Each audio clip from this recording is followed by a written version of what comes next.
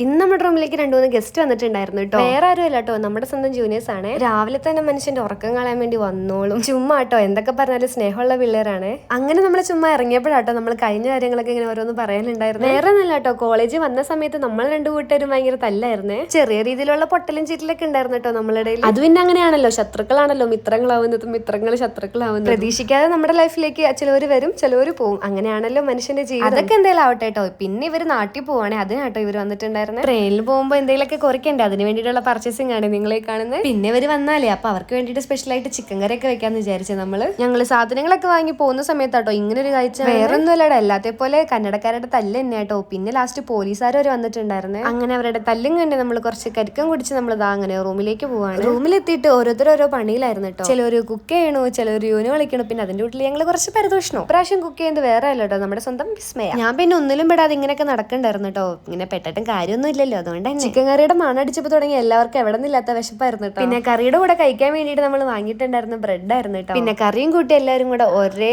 അടിയായിരുന്നേ. പിന്നെ നമ്മൾ ഫുഡൊക്കെ കഴിച്ചപ്പോഴേക്കും അവർക്ക് പോകാനുള്ള ടൈം ആയിട്ടുണ്ടായിരുന്നു കേട്ടോ. എത്ര പെട്ടെന്നാലും ഇന്നത്തെ ദിവസം പോയത് നമ്മൾ പോലും അറിഞ്ഞില്ലടാ. സൺഡേ ആയിട്ട് വലിയ പ്ലാനിങ് ഒന്നും ഇല്ലാതിരുന്നു നമുക്ക് ഇന്ന് എന്തായാലും സമയം പോക്കായിട്ടോ. എന്തൊക്കെ പറഞ്ഞാലും അടിപൊളിയായിരുന്നു കേട്ടോ. അങ്ങനെ ലാസ്റ്റ് അവര് ബൈയൊക്കെ പറഞ്ഞിറങ്ങിയേ. ഇതാ രണ്ടാളെ പറഞ്ഞേക്കാൻ വേണ്ടി എത്ര പേരാ അല്ലെങ്കിൽ ലൈനായിട്ട് നിൽക്കുന്നേ, എന്താ അല്ലേ. അങ്ങനെ നമ്മൾ പോയുറക്കം വീണ്ടെടുക്കാൻ വേണ്ടി നമ്മൾ പയ്യനെ ഉച്ചമയക്കത്തിലേക്ക് പോയേ. എന്നാ പിന്നെ നമ്മൾ പോയി ഉറങ്ങട്ടെ കേട്ടോ. ബൈ.